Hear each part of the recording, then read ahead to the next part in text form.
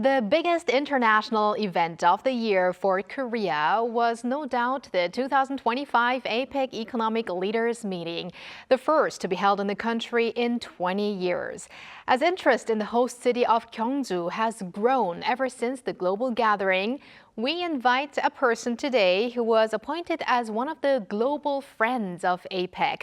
It's content creator and TV personality Chambo, who will share his experience as a supporter of APEC, as well as his way of sharing Korean culture through his various social media channels. Hi, Chambo. Welcome to the show. Hello, hello. Thank you for having me. I'm so excited to be here. We are very excited to have you on the show. Yay! Let's go. All right, so Chambo, you are a content creator. You have almost 500,000 subscribers on YouTube. The last time I checked, it was, I think, 490,000. So tell us a little bit about yourself and your content. Yes, so I am Chambo. I am a content creator for the past 5 years. Originally, I was actually a CPA working in the corporate world, but you know, you gotta live life to the fullest. It's the YOLO style. So I dropped everything in 2019, came across to Korea, got lucky enough to be introduced to TikTok, and that's where I started off my career as a content creator. So got 1 million followers on TikTok, almost 500,000 on YouTube. Come on, guys, like subscribe. Yeah. Let's hit that big number. Yes, let's do that. And I'm mainly doing food-related content, and I'm trying to switch towards more people-focused content as AI gets more developed, trying to differentiate by having that personal touch to everything that we do. Right. I mean, I've known you for a couple of years now as well, and back then, when we first met, you were kind of called the 초통령. You were very famous among the elementary kids. But now I do see that change in your content. So that's also very interesting to see. And recently, I was very pleasantly surprised to see you at APEC. I saw you on the official social media of APEC 2025, and you were a global friend. So you were one of the global influencers who promoted and supported APEC. So tell us about that experience. And also, how was the atmosphere there? I was just as surprised as you to be selected as one of the global friends, because we had some really enormous mega influencers there as well. And for myself, most of my audience is purely Korean. So being kind of the reverse to what most of the creators were there, who are local domestic creators, but going for the global market, and then having a global person going for the Korean market, it was kind of like, oh, okay, it's nice to be here, and I'm glad to be recognized for that. But it was nice to see that everybody's so excited for the APEC event and what that event means, not just for the region, but for the entire world. I think there's a lot of things that are relevant, economic policies, AI policies, as things are coming up and changing radically in the world. People like us, we might be out of a job pretty soon. Who knows? Oh, no. Hopefully we have an AI anchor, so. Yeah, I noticed. The AI anchor is going to be taking over soon. Guys, you got to pick up the game. But it's really nice to see that there is so much engagement from the younger audience of people as well.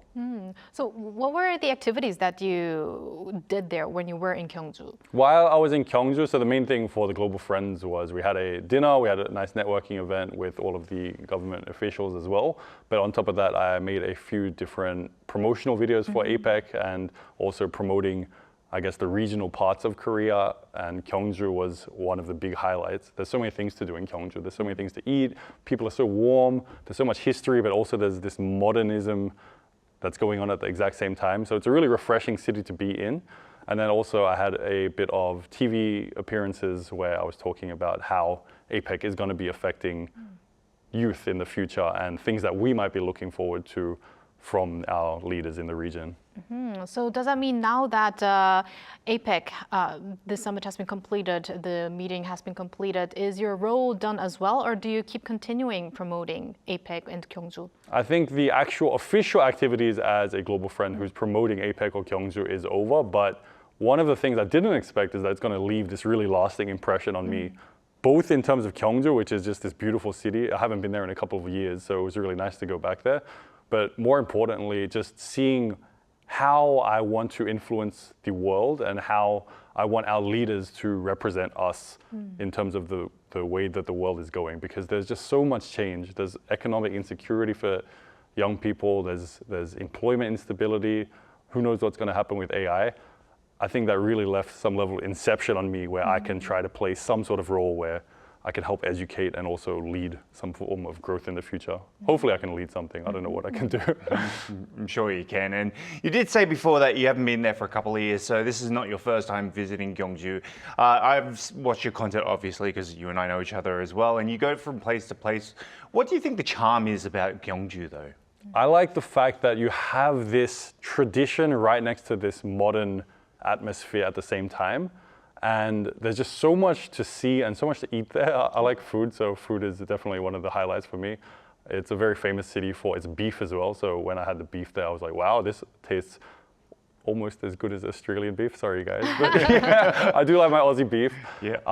But yeah, having that charm of old and new at the same time, and that warmth that you feel from the locals as well. It's something that you can only find when you're in, I guess, one of the smaller cities, and it's something a bit more difficult to find when you're in a mega city like Seoul. Mm-hmm. And a lot of your content is based around Korean culture as well and talking to Korean people. Now, if you were to go back to Gyeongju as a content creator's perspective, what kind of themes or scenes would you probably utilize in that content? I think because I was there for such a limited amount of time, all I could do is really focus on the main area and some of the more obvious things, like a bit more of the touristy areas, some of the more famous things that are there as well. But if I go back there, I would definitely want to go to the places that people don't know, interact more with locals, and show what is it that makes Gyeongju as an entire city so special, not just to Korea, but to the whole world. Because there's so much I haven't seen in Gyeongju as well. I was just based in that main area, Hwangnidanggil essentially. But there's so much more there. And I did walk around when I had a bit of free time, but I want to go there and interact with locals and have them share their love for Gyeongju with the world. And let's go a little bit more deeper into your content. So, Chambo, I think you're really good at navigating between catering to the Korean audience as well as the global audience. So you know what's like humorous in Korean, you know the style and the trend, but also you do know how to, because you speak so many languages, you also have a global audience. So in that regard, is there anything you're paying particular attention to? So one thing I actually started doing last year, I used to go very much for the global market as well, until I had somebody working at TikTok tell me, Chambo, you need to go on a follower diet. If you want to increase your income, you need to get rid of the global following and focus purely on the Korean market, because that's when the advertisers are going to say, this guy, he has 100% Korean following. We're trying to launch a market in the Korean market, a product in the Korean market. So what else are we going to do? We're going to go to this guy instead. And I noticed that it definitely caused a slowing in my growth in terms of views and followers, but the difference was that the income started rocketing up. So if there is one thing I can recommend to any creators out there, definitely try to focus on one niche, one market, and that's really going to help you in terms of your personal income and growth.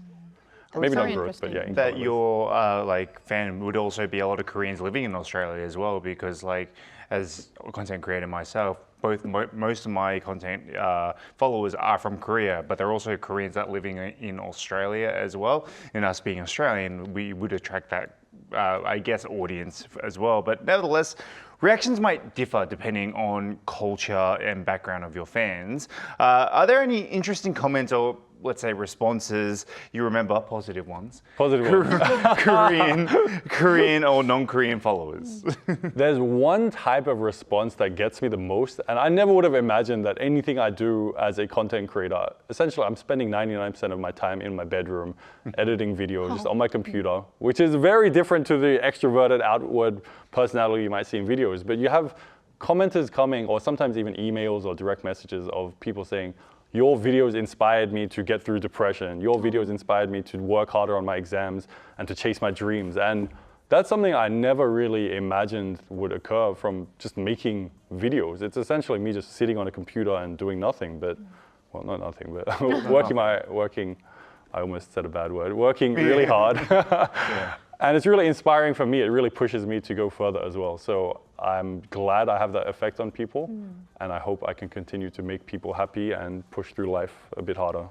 I have to agree with you. Sometimes we receive messages from our fans from the Culture Wave, and they do say similar things as well, and that's really, really inspirational and keeps us motivated. Actually, what made you become a content creator 5 years ago, Chambo? So for me, my original push for becoming a content creator, going away from the corporate world, was I actually experienced a lot of racism when I was younger. And my goal in life became wanting to bring people from different backgrounds together. I didn't want other people to have to go through the sort of things that I went through. And I thought, what is the most efficient and effective way that I can do that without having a big ball of capital? And thankfully, this entire online world, originally it was YouTube, and then eventually short form content started popping off. I realized if I can invest X amount of effort and reach potentially millions of people around the world, this is going to be the most effective method for me to do it. And luckily, I really enjoy the process of making videos as well. I like interacting with people, I like making jokes, and I like the editing process too. So it became this perfect marriage of efficiency and also creativity and just love for the entire process.